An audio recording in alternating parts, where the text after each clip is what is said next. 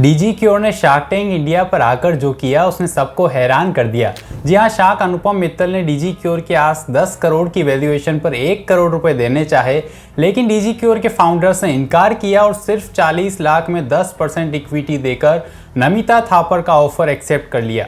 ऐसा बहुत कम होता है कि शार्क टैंक इंडिया पर जो वैल्यूएशन मांगी जाए वो मिल रही हो और उस पर भी डील नहीं लेना। डीजी क्योर की इस फैसले को सभी लोग बेवकूफ़ी मान रहे हैं, लेकिन क्या वाकई ऐसा है? आइए इस वीडियो में समझते हैं। डीजी क्योर का बिजनेस मॉडल बिल्कुल सिंपल है कि बड़े शहरों से दूर रहने वाले लोगों को टाइम पर मेडिकल फैसिलिटी देना। इसमें एक तो डीजी क्योर आउटलेट के थ्रू ये काम हो रहा है, दूसरा टेक्नोलॉजी की हेल्प से डीजी क्योर का सब्सक्रिप्शन मॉडल है, जिसमें सिर्फ ₹1 दिन की कॉस्ट पर फ्री चेकअप की फैसिलिटी ऑफर की जा रही है। ये सर्विस जनवरी 2022 में शुरू हुई तो अभी तक डीजी क्योर के पास 1800 लोगों ने सब्सक्रिप्शन लिया है।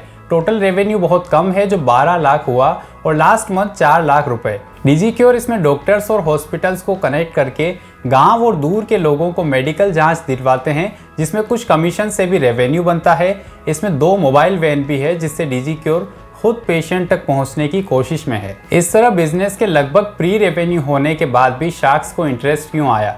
इसका सिंपल सा रीज़न है कॉज और स्कोप। देखिए, ये काम बहुत अच्छा है जहां लोगों की हेल्प भी हो रही है, और दूसरा अभी इंडिया में 100 करोड़ लोग अब भी उन जगहों पर रहते हैं जहां उनको सही मेडिकल फैसिलिटी टाइम पर नहीं मिलती।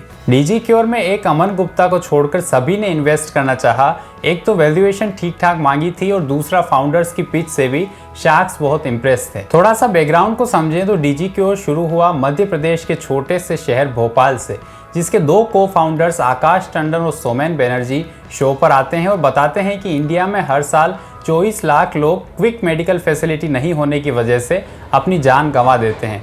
इंडिया के छोटे शहरों की इस प्रॉब्लम को सॉल्व करने और 100 करोड़ लोगों तक राइट मेडिकल फैसिलिटी अवेलेबल करवाने के लिए उन्होंने मिलकर डीजी क्योर की शुरुआत की। उसके लिए आकाश टंडन ने NIT में पढ़ाई करने के बाद BHEL में गवर्नमेंट जॉब PSU भी क्रैक किया, लेकिन जॉब करने से उनको इम्पैक्ट नज़र नहीं आ रहा था। तो तीनों दोस्तों ने मिलकर डीजी क्योर का आइडिया सोचा और जॉब्स को छोड़ दी। फिर खुद के 60 लाख रुपए इस प्रोजेक्ट पर लगाए, जिससे आउटलेट खोले और वेबसाइट को बिल्ड करने पर काम किया। डीजी क्योर के अलावा फाउंडर्स के पास एक IT कंपनी है और जिसका रेवेन्यू अब 4 से 5 लाख रुपए हर महीने आता है।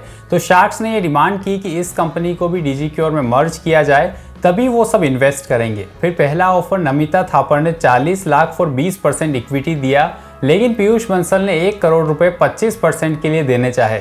तभी अनुपम मित्तल का ऑफर सबसे अट्रैक्टिव था, जिसमें वो 1 करोड़ रुपए उनकी ही डिमांड पर 10% इक्विटी के लिए देना चाहते थे।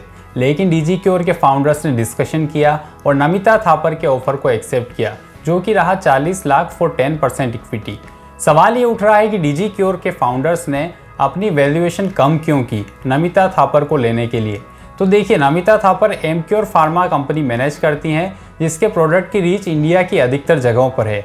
खास बात आती है ट्रस्ट की। तो मेडिकल फील्ड में काम करने और डॉक्टर्स हॉस्पिटल्स का ट्रस्ट गेन करने के लिए उन्होंने नमिता थापर को अपने साथ लिया, जिनके कॉन्टेक्ट से वो डीजी क्योर के बिजनेस को और बढ़ा सकते हैं। वैसे ये काम पीयूष बंसल या अनुपम मित्तल भी कर सकते थे, लेकिन शायद डीजी क्योर को अपनी ही कैटेगरी की बिजनेस एक्सपर्टीज चाहिए थी। वैसे आपको डीजी क्योर का ये बिजनेस डिसीजन कैसा लगा? कमेंट में ज़रूर बताइए और हाँ, चैनल को सब्सक्राइब कर लीजिए।